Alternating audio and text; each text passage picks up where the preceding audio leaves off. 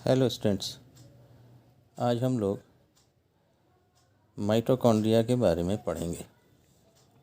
Mitochondria को sales का power house भी कहा जाता है, जहाँ ये एनर्जी का फॉर्मेशन करता है। चूँकि ये सेल्स के अंदर एनर्जी का फॉर्मेशन करता है, इसीलिए इसको सेल का पावर हाउस भी कहते हैं। माइटोकॉन्ड्रिया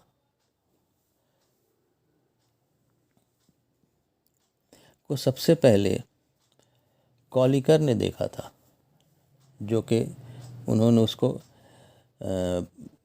रेखित पेशियों में या स्ट्रेटेड मसल्स में देखा था। 1898 में बिंदा ने इसके लिए माइटोकॉन्ड्रिया टर्म दिया, और 1912 में किंसले ने कहा कि ये ऐसे कोशिकाओं में पाया जाता है जो कि सेलुलर रेस्पिरेशन में काम करते हैं, या ये माइटोकॉन्ड्रिया जो है यही सेलुलर रेस्पिरेशन के लिए की जगह है। यहाँ पर सेलुलर रेस्पिरेशन की क्रिया होती है।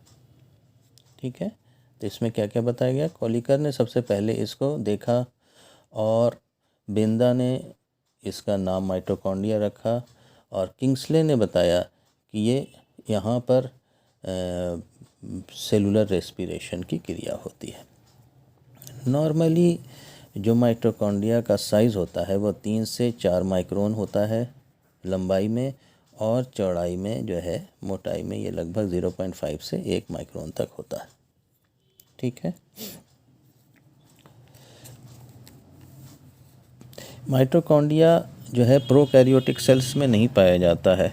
वहाँ पर जो है वो रेस्पिरेशन की क्रिया प्रोकैरियोटिक सेल्स में एक दूसरी रचना प्लाज्मा मेम्ब्रेन पर ही पाए जाने वाले रेस्पिरेटरी पार्टिकल्स के ज़रिए होते हैं, जबकि यूकैरियोटिक्स में माइटोकॉन्ड्रिया पाया जाता है। ये माइटोकॉन्ड्रिया का स्ट्रक्चर है। माइटोकॉन्ड्रिया जो है दोहरे बाल से बना होता है, इसको कहते हैं आउटर मेम्ब्रेन, और ये जो रचना है इसको हम लोग कहते हैं इनर मेम्ब्रेन।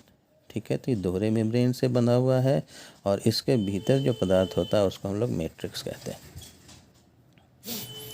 और इस जो इनर मेम्ब्रेन है और आउटर मेम्ब्रेन है, उन दोनों के बीच में जो गैप होता है जिसको हम लोग इसको पेरी माइटोकॉन्ड्रियल स्पेस कहते हैं। ठीक है, अभी सबसे पहले इसमें हम लोग देखेंगे कि आउटर मेम्ब्रेन में और इनर मेम्ब्रेन में क्या डिफरेंस होता है। यहाँ पर देखिए, ये जो स्ट्रक्चर है इसको हम लोग क्रिस्टी कहते हैं। ये फिंगर लाइक प्रोजेक्शंस है। ठीक है, और ये मैट्रिक्स है। ठीक है, इस मैट्रिक्स में क्या क्या हो सकते हैं। इस मैट्रिक्स में राइबोसोम भी हो सकते हैं। इस मैट्रिक्स में सर्कुलर डीएनए होते हैं, जैसे कि प्रोकैरियोटिक्स में पाए जाते हैं। सर्कुलर डीएनए पाए जाते हैं, उसको हम लोग डिटेल्स में अलग अलग से पढ़ेंगे। और इसमें जो है कुछ विशेष टेनिस के रैकेट के समान रचनाएं पाई जाती हैं, जिनको हम लोग एलिमेंट्री पार्टिकल या F1 F0 पार्टिकल कहते हैं। इसको हम लोग फर्नांडिस मोरान पार्टिकल भी कहते हैं। ठीक है, अब हम लोग इसमें देखेंगे कि माइटोकॉन्ड्रिया के आउटर मेम्ब्रेन और इनर मेम्ब्रेन में क्या डिफरेंस होता है। तो जो आउटर मेम्ब्रेन होता है उसमें लगभग जो है वो 50% लिपिड्स पाया जाता है, और प्रोटीन जो होता है वो लेस देन 10% होता है। यानी कि आउटर मेम्ब्रेन में बहुत ज़्यादा प्रोटीन नहीं होता है, कम होता है रिलेटिवली। जबकि जो इनर मेम्ब्रेन होता है उसमें प्रोटीन लिपिड का जो रेशियो होता है 3:1 का होता है, यानी प्रोटीन ज़्यादा होता है, यानी एंजाइम्स ज़्यादा होते हैं इनर माइटोकॉन्ड्रियल मेम्ब्रेन पर आउटर माइटोकॉन्ड्रियल मेम्ब्रेन के तुलना में। जो आउटर मेम्ब्रेन है उसमें जो मुख्य लिपिड्स होते हैं वो फॉस्फेटिडाइल कोलिन होते हैं, जबकि जो इनर मेम्ब्रेन है उसमें मुख्य लिपिड जो होते हैं वो डाईफॉस्फेटिडाइल ग्लिसरॉल होते हैं, या कार्डियोलिपिन भी कहते हैं उसको।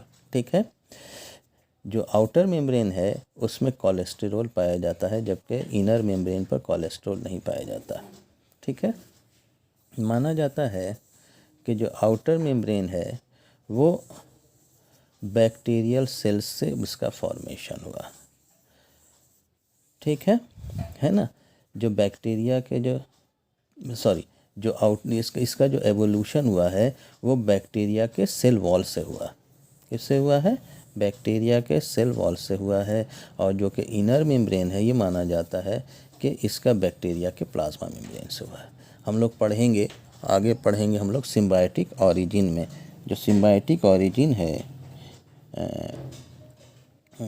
उसका यूकैरियोटिक सेल्स में माइटोकॉन्ड्रिया का, तो माना जाता है कि एक प्रोकैरियोटिक सेल दूसरे प्रोकैरियोटिक सेल्स के अंदर चला गया, और जो अंदर गया प्रोकैरियोटिक सेल वो माइटोकॉन्ड्रिया में कन्वर्ट हो गया। तो प्रोकैरियोटिक सेल्स में आउटर प्लांट लाइक था, आउटर जो है वो सेल वॉल थी, बैक्टीरियल सेल वॉल थी, और इनर मेम्ब्रेन था। तो आउटर मेम्ब्रेन जो है वह सेल वॉल के वजह से बन गया, किससे बना, और जो इनर मेम्ब्रेन है वो प्लाज्मा मेम्ब्रेन से बना।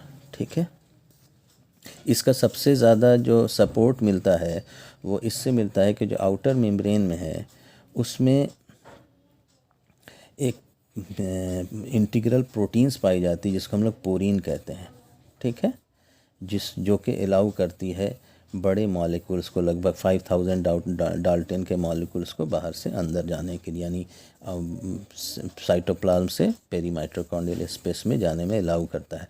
इसी तरह की जो पोरीन्स हैं वो बैक्टीरियल सेल वॉल में पाए जाते हैं। तो इसी वजह से कहा जा सकता है कि चूँकि पोरीन यहाँ भी पाए जाते हैं और बैक्टीरियल सेल वॉल में पाए जाते हैं, तो माना जाता है कि जो आउटर मेम्ब्रेन है वो बैक्टीरिया के सेल वॉल से बना। जबकि जो इनर मेम्ब्रेन है वो कैसा होता है, वो इम्परमिएबल होता है। ठीक है, और ऑलमोस्ट इम्परमिएबल होता है, और कहिए कि ऐसे डायरेक्ट कोई सब्सटेंस नहीं जाता है, ट्रांसपोर्ट होता है। ठीक है, जो इनर मेम्ब्रेन है उसमें, जो आउटर मेम्ब्रेन है उसमें जो है कुछ एंजाइम्स पाए जाते हैं जो कि जैसे कि डिग्रेडेशन ऑफ ट्रिप्टोफैन के लिए या एपिनेफ्रिन के ऑक्सीडेशन के लिए, इसके लिए एंजाइम्स पाए जाते हैं।